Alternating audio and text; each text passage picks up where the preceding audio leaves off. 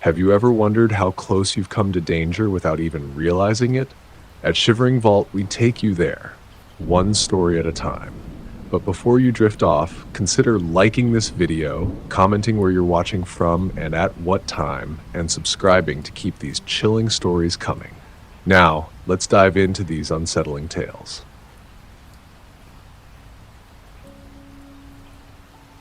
It was a stormy night.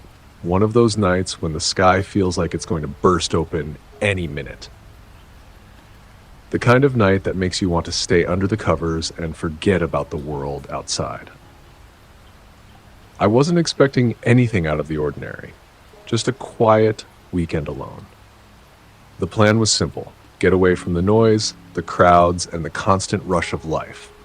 I had booked a small cabin in the middle of nowhere in Texas, thinking the isolation would be a good chance to unwind.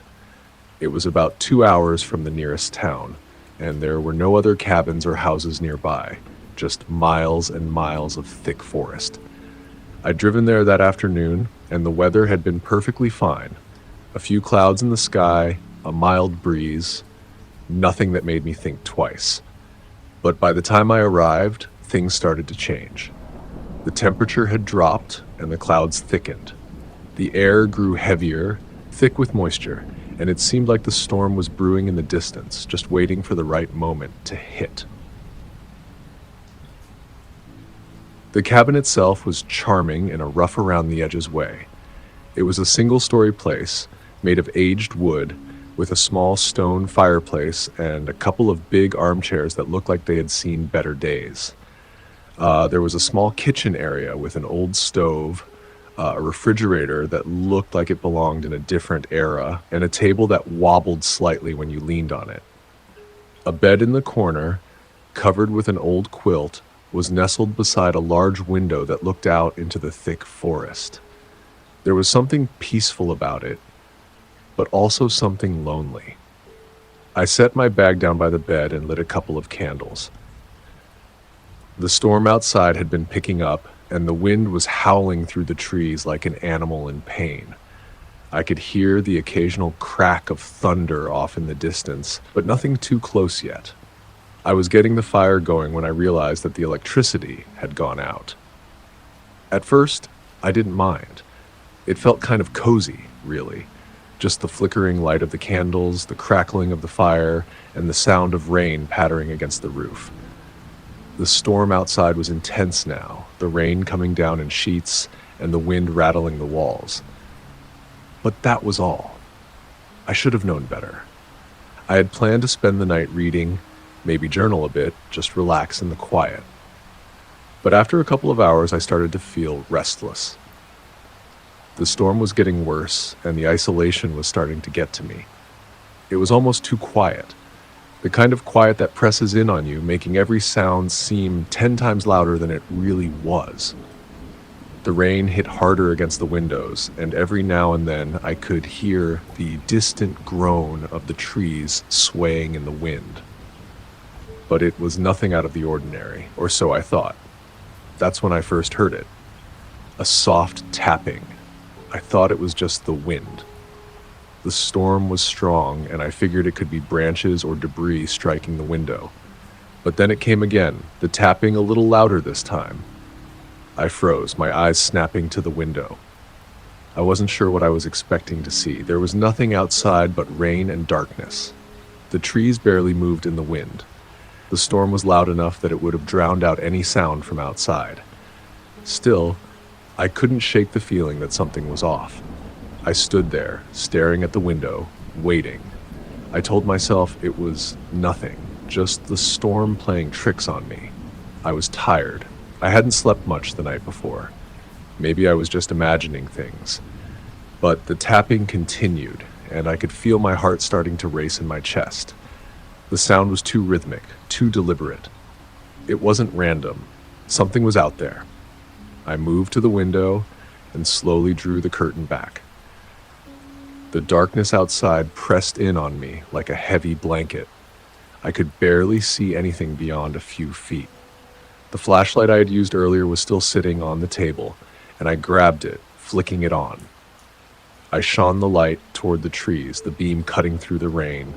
Nothing. The forest was still.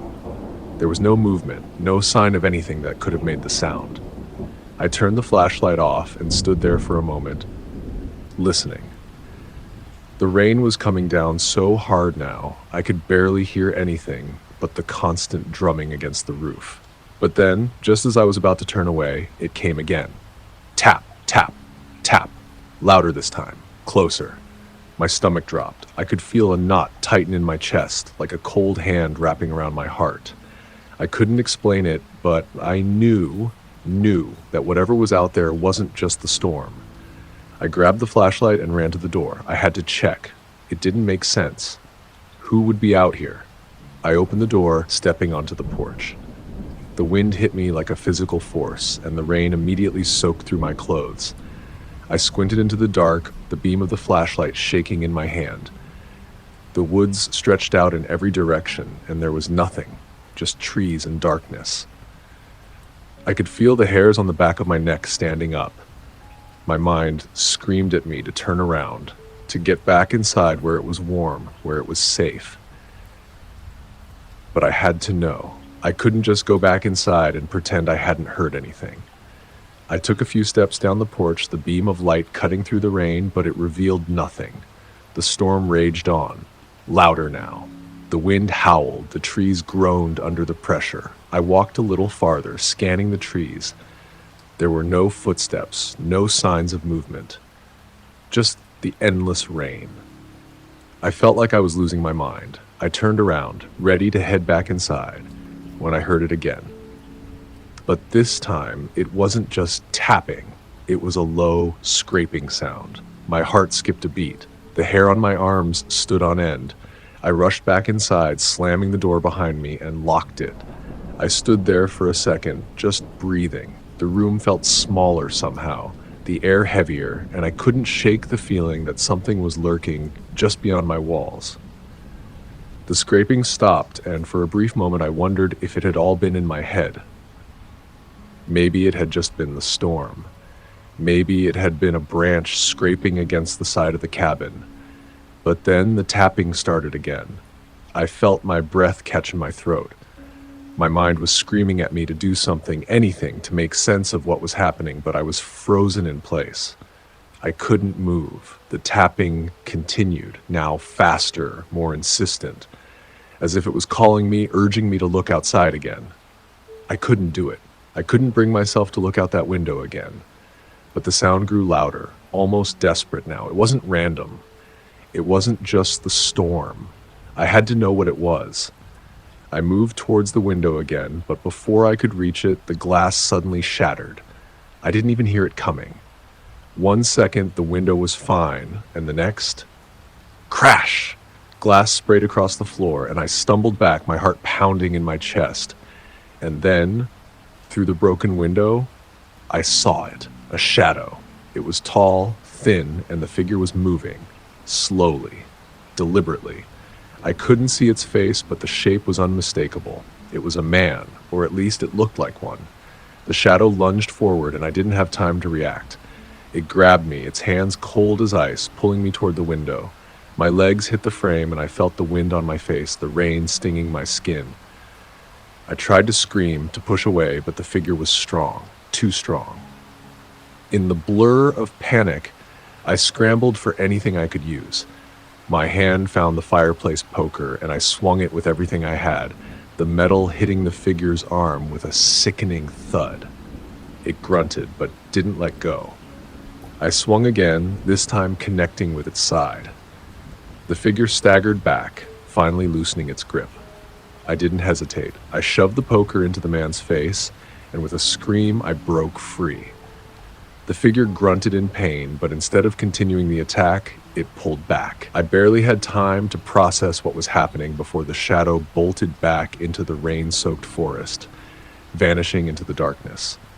I stood there, breathless and terrified, still holding the poker, unsure if I had just imagined everything or if that had actually happened. My mind was struggling to catch up with my body, trying to make sense of the impossibility of it all. That figure? Who was it? What did they want? I couldn't shake the feeling that I wasn't alone anymore. The storm outside had gone quiet, as if the world was holding its breath, waiting for the next move. My thoughts scrambled for any kind of logic, but nothing made sense. I should have called the police, should have gotten help. I took a deep breath, forcing myself to calm down. Slowly, I stumbled to the small kitchen counter, grabbing my phone. My hands were shaking as I dialed 911. It rang 3 times before someone answered. 911. What's your emergency? I could barely get the words out, but I managed to explain, my voice trembling.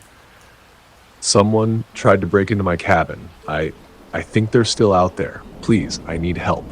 Stay inside, stay on the line, the operator urged. We're sending an officer to your location. Remain calm. I nodded, even though I knew they couldn't see me.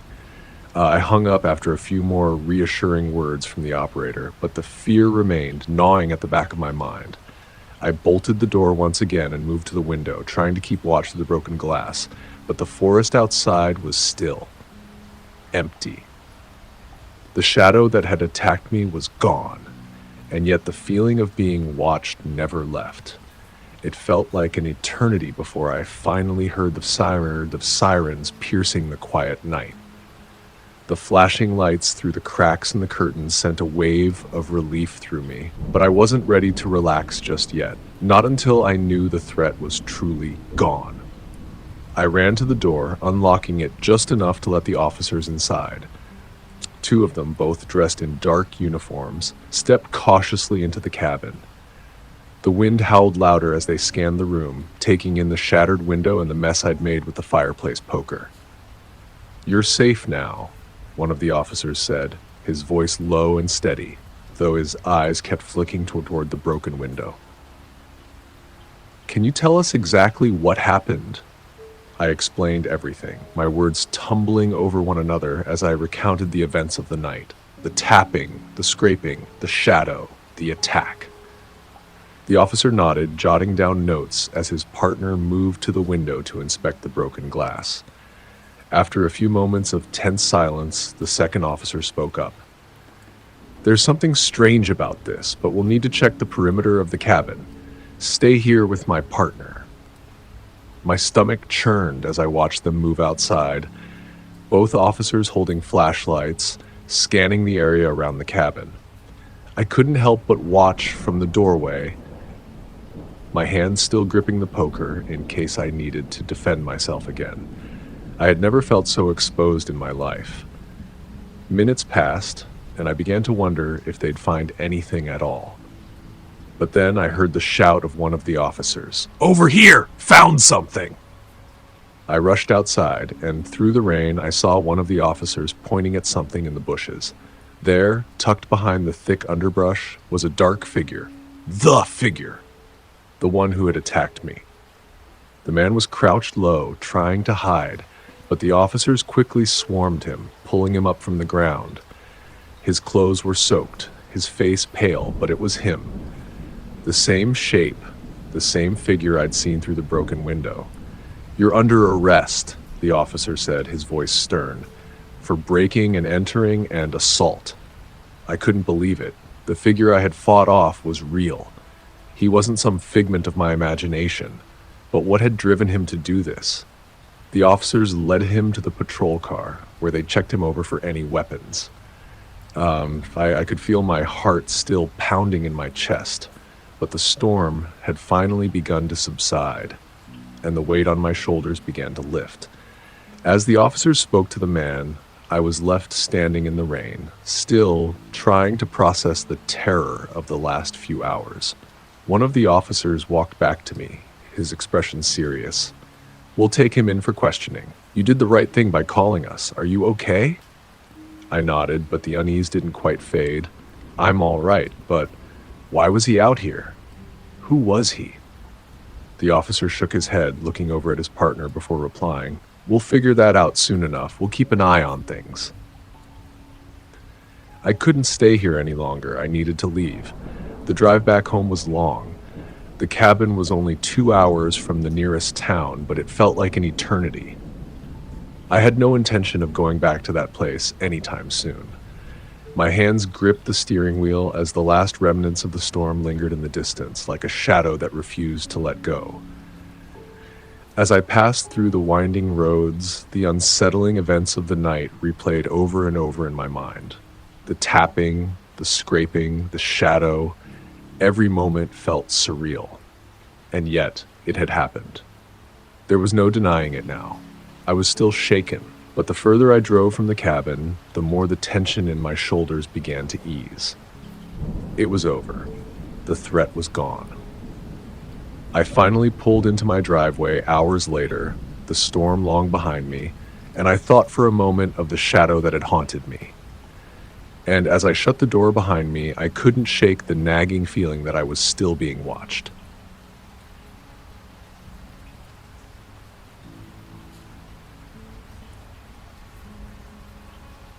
It was supposed to be a relaxing weekend getaway, just me and my 4 friends. We were all looking forward to it.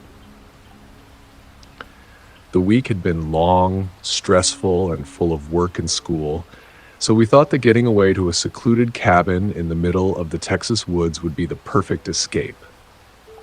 We picked this spot because it was far from anything.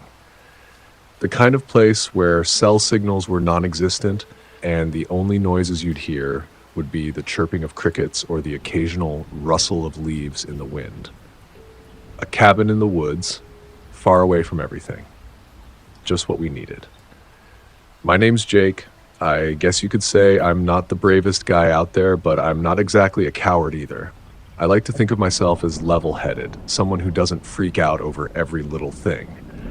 I can deal with a little bit of danger, but not if it feels wrong. If you can picture me, I'm tall, with short brown hair and always sporting a slightly nervous grin, like I'm trying to hide how anxious I am even though I'm trying to be tough. There's Matt, always joking around to keep things light, even if it's not the right moment.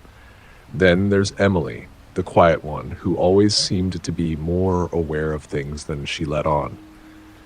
Liam, the tough guy of the group, the one who'd never let anything shake him up. And Sarah, well, Sarah's the one who loves the outdoors. She's all about hiking, camping, and fishing. She's the one who suggested the trip, actually, and was so excited to show us all how great the cabin would be. We arrived in the late afternoon, the sun dipping low in the sky, casting a warm, golden light over the landscape as we made our way down a dusty dirt road to the cabin. The trees surrounded us as we neared the place, and the air felt a little cooler, a little fresher than in the city. The cabin was small, but it was exactly what we expected. It was built with logs, and there was a rustic feel to the whole place, like something you'd find in an old Western movie. A big stone fireplace sat in the center of the cabin, and a large wooden table was positioned right next to a wall of windows overlooking the woods. Outside, there was a fire pit, surrounded by logs that served as makeshift seating. It was the kind of place you could picture people sitting around, telling stories, drinking beer, and just forgetting about the world. We unloaded our gear, unpacked, and then set up the fire. The wind had picked up, rustling through the trees, and the only sound in the air was the crackling of the wood burning in the fire. The smell of burning oak filled the air, and I couldn't help but feel a sense of calm settle over me as the fire illuminated our faces. It was just starting to get dark, and the sky above was a deep shade of purple as the last traces of sunlight faded away. We sat there, passing around beers, joking, and laughing. The conversation was light, nothing serious, just the kind of stuff you'd talk about when you've been friends for years. It was the kind of night where you could forget about your problems and just enjoy each other's company. It felt safe, like nothing could go wrong. But then, as the night wore on, something caught my eye. I was sitting across from Emily when I noticed her staring into the distance. Her expression changed. She was no longer smiling, no longer laughing. She was just staring. I followed her gaze, trying to see what she was looking at. At first, I didn't see anything, but then there it was. About 50 yards away, on the edge of the tree line, There was a man standing there. He was too far away for us to make out any details, but it was clear enough. He wasn't moving. He wasn't doing anything, really. He was just standing there like he was waiting for something. His figure was still, and there was something about the way he stood that made my heart race. It wasn't just that he was standing in the dark. It was how he was positioned, just far enough into the trees so that the shadows almost swallowed him whole, yet I could still make out his shape. Emily didn't say anything at first.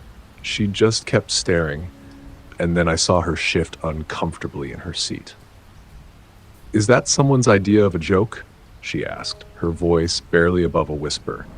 I shook my head, not really believing what I was seeing. "I don't think so. Maybe it's just a hiker or someone lost," Matt suggested, still trying to make light of the situation. He got up and walked to the edge of the firelight, squinting into the darkness. "Yo, you lost or something?" he shouted. His voice rang out, loud and clearer, but there was no response. I turned to Liam, who was looking at the man as well. He didn't seem as concerned, but his brow furrowed in confusion. "Maybe it's a hunter," he said, brushing it off. "People do weird stuff out here. Nothing to worry about." But I could tell Emily wasn't convinced. Neither was I. There was something about the man's stillness that unnerved me. It was like he wasn't just standing there by accident. He was there on purpose, watching us. And the longer I looked, the more it felt wrong. We all sat there quietly, unsure of what to do. Liam kept saying it was nothing, that we were overthinking things, but Sarah, who had been quiet up until that point, spoke up.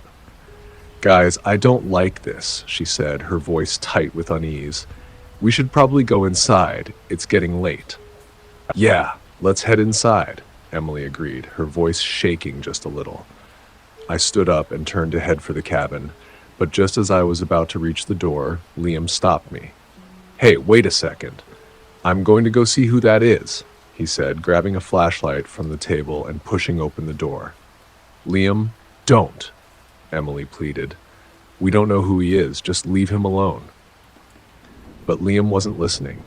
He was already out the door, his flashlight beam cutting through the darkness. I hesitated, watching him make his way toward the tree line, but something stopped me from calling him back. I don't know why. Maybe it was the alcohol, or maybe it was just that feeling I couldn't shake, but I watched as Liam walked toward the edge of the woods. He didn't seem scared. He didn't seem to think anything was wrong. Then something strange happened.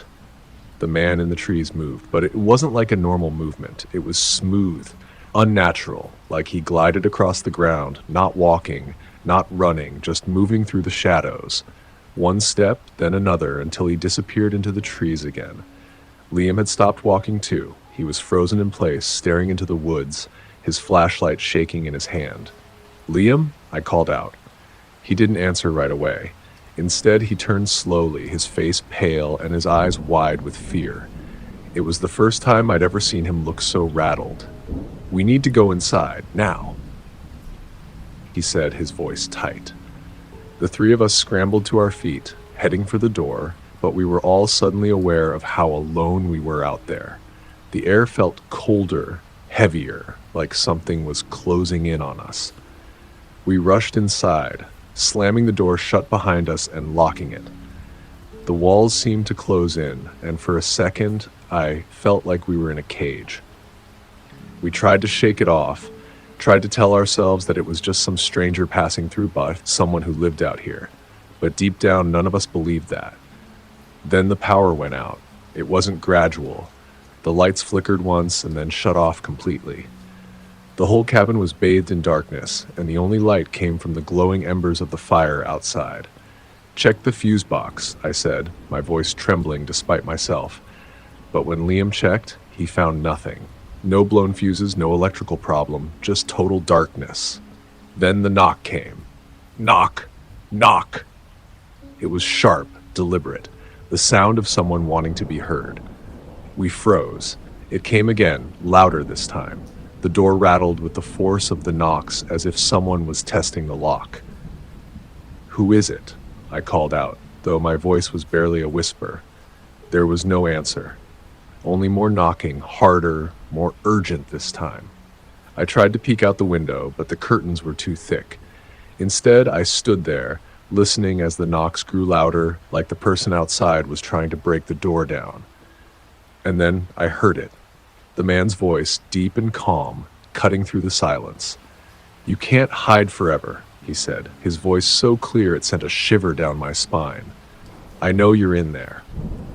The door shook with another violent knock, followed by the unmistakable sound of something being dragged along the ground. We didn't know what to do. We were trapped. Then the window broke. A single shot rang out, a shot through the window. It shattered the glass, sending shards of it flying across the room. We all screamed, ducking down, scrambling for cover. The shot didn't hit us, but it wasn't the last one. We knew we couldn't stay. We had to run. I ran for the door, pulling it open just enough to slip out, but the man was already there, standing at the edge of the porch, rifle in hand, night vision goggles glowing green. I turned to the others. "Go, go!" But when we ran, he shot out the tires of the car. We didn't have time to think. We ran into the woods, deeper and deeper, not knowing where we were going, just running from the nightmare. The night seemed endless, the woods sprawling around us, thick with trees. Our legs burned, our breath coming in ragged gasps as we stumbled through the underbrush, trying to put distance between ourselves and the man with the rifle. It wasn't until we found another cabin miles away from the first that we managed to get help. We knocked on the door, practically begging the couple who answered to let us in. They called the police, but by the time they arrived, the man was gone. We never found out who he was or why he'd been watching us. The police found evidence he'd been in the area for days, but that's all. No trace of him, no explanation. We left the woods the next morning, shaken to our cores, and I haven't been back since. But every time I hear a rustling in the trees, every time I find myself far from civilization, I shake the feeling that he's still out there watching.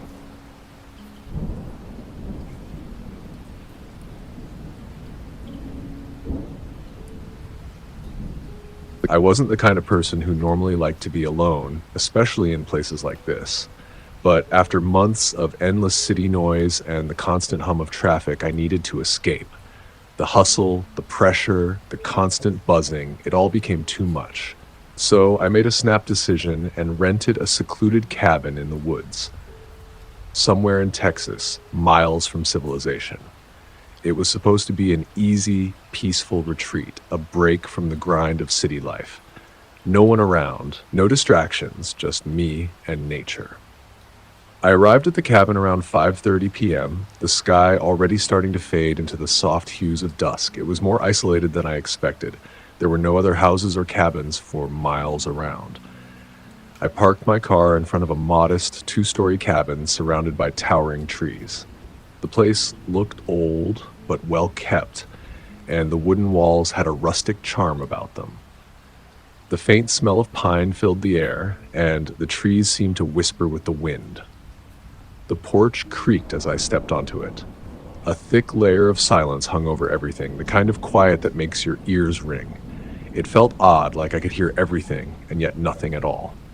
The trees stretched high above me, their tops lost in the fading light. The only sound was the occasional rustling of leaves, which felt unnervingly loud in the silence. I took a deep breath and unlocked the door. Inside, the cabin was small but cozy. There was a stone fireplace that seemed to promise warmth against the cool air outside, a couple of couches in front of it, and a wooden dining table near the kitchen. The upstairs led to a couple of bedrooms, both simple with wooden beams crisscrossing the ceiling. Everything felt homey, comfortable. It was exactly what I needed. I could already feel myself relaxing. I unpacked my things, took a quick shower to wash off the long drive, and set up the fire in the fireplace. As the flames crackled to life, I made a simple dinner, just a few sandwiches, nothing fancy. By the time I was done eating, the sun had fully dipped below the horizon, and the night was fully settled in. That's when I decided to go for a walk. I wasn't really sure for why, but the stillness of the place made me want to stretch my legs and get a closer look at the surroundings. I grabbed my jacket, stepped out the door, and pulled it shut behind me. The cold air hit me immediately, but it wasn't unbearable. The moon hung low in the sky, casting a pale light that filtered through the trees. The path around the cabin was narrow, just a dirt trail that snaked off into the woods. I figured it was probably used by whoever owned the place to keep up with the grounds. I started walking, the crunch of my boots on the dirt mixing with the occasional rustling of leaves. The further I walked, the quieter it became. The wind died down and even the insects seemed to vanish. I couldn't hear any birds, no distant animal calls, just a heavy silence that pressed in on me from every direction. It felt strange. I couldn't put my finger on it, but it was like the woods were waiting for something. It was the kind of silence that made you feel like you weren't alone, even when you were. About 20 minutes into my walk, I noticed something odd. There was a small, almost hidden path off to my left, a break in the dense trees and underbrush that barely seemed noticeable. I stopped for a moment, squinting in the dim light. The path looked different from the one I'd been following. It was narrower, almost intentionally concealed. At first, I thought it was just another overgrown trail, something animals might use. But as I stood there, something about it drew me in. Curiosity got the better of me. I stepped off the main trail and wandered towards the break in the trees. The air grew noticeably colder the closer I got, a chill that felt unnatural, as though it wasn't just the temperature that had dropped. I pushed aside the thick branches and followed the hidden path, my heart pounding a little faster now. The trees here were older, their trunks thick and twisted, like they'd been standing guard for centuries. The ground beneath me was soft, almost spongy, with thick layers of fallen leaves, moss, and vines. The farther I went, the more it felt like the woods were closing in. The trees were denser here, and the path was harder to follow, the ground uneven and tangled with roots. But I kept moving, more out of curiosity than anything else. I thought about turning back, but something kept pulling me forward. It wasn't long before I noticed something strange. Small piles of rocks, stacked carefully, lined the path at irregular intervals. I stopped to inspect one of them. The rocks were smooth and worn, not the kind of thing you'd find scattered randomly in the woods. They were deliberate. Someone had placed them there. I felt a sudden unease crawling up my spine, but I brushed it off. It was probably just an old trail marker, something left behind by hunters or hikers. Still, I couldn't shake the feeling that something wasn't right. As I continued, I came across something even stranger, an old, weather-beaten sign hanging from a low tree branch. It was crooked, half-rotted, and written in faded black paint were the words, "Don't go further." The words hung in the air, their warning clear. I stood frozen, staring at the sign for a long moment. A part of me wanted to turn around and head back to the safety of the cabin, but I didn't. I was too far in now. The warning seemed odd, out of place, and for a second I almost laughed at myself. I was being paranoid. It was just a sign. So I ignored it. I took a deep breath and kept moving forward. The path grew darker as I went deeper, the trees thickening around me until the moonlight barely filtered through. The air was so still now, so heavy. I felt like the woods themselves were holding their breath. I was no longer sure if I was alone out here, but I pressed on. There had to be something interesting at the end of this trail, right? And then, as I rounded a bend in the path, I saw it. A clearing. The moonlight spilled through the trees, casting an eerie glow over what lay in the center. At first, I thought it was just an odd part of the landscape, maybe a sinkhole or something. But when I got closer, I realized what it really was. A deep pit, at least 10 feet across, with jagged, rusted metal spikes sticking up from the bottom. The edges of the pit were lined with dirt and old, crumbling wood that had long since rotted. It looked old, unnaturally so, the kind of thing that hadn't been touched in years. I froze, my breath catching in my chest. The sight of the pit made my stomach churn. It wasn't just a hole, it was a trap. A trap that someone had set with the intention of, what? Catching something? Someone? I took a cautious step forward, peering down into the darkness below. The metal spikes gleamed in the moonlight, twisted and sharp. There were remnants of old twine tangled in the edges, the kind of thing you might use to keep something from climbing out. A sudden wave of nausea hit me, and I took a step back. That's when my foot slipped. I don't even know how it happened. 1 second, I was standing on solid ground. The next, I was tumbling into the pit, my arms flailing to grab onto something, anything, before I crashed down onto the debris below. My body slammed against the rough ground, and the jagged spikes scraped against my skin, cutting into my arms and legs. Pain shot through me in waves, and I gasped for air, struggling to keep my bearings. The world went blurry for a moment. My vision swam, my head ringing, and for a few seconds I could barely move. My breath came in ragged gasps, my body pressed against the cold, damp ground. I was disoriented, hurt, terrified. The pit was even worse up close. What had looked like simple debris from above now felt like it had been intentionally placed to keep someone trapped in here. I tried to move, but my body was too sore. I could feel blood running down my arms, my legs, and I knew I had to get out, but the pain was unbearable. My chest tightened as I struggled to gather the strength to push myself up. My hands gripped the edge of the pit, but I was too weak, too scared. Then I heard it. Footsteps. Slow, heavy, methodical. My blood ran cold. Someone was out there, approaching the pit. I didn't dare look up. I could feel the presence, though, the unmistakable sound of someone or something moving through the trees. The footsteps stopped, but I couldn't tell how close they were.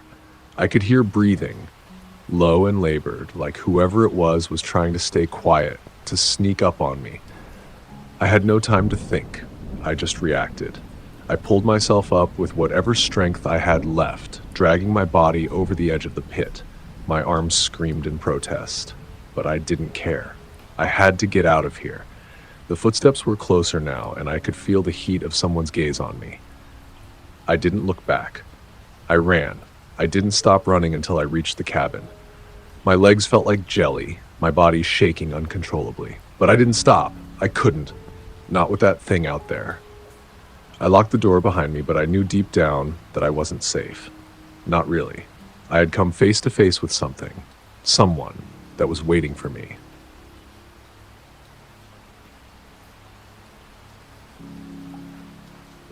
That's it for today's tale from Shivering Vault. If you have a story worth sharing, drop it in the comments or send it our way. Don't forget to subscribe and share with your fellow thrill seekers. As always, the Shivering Vault thanks you for unlocking today's tale. Until next time, the vault awaits your return.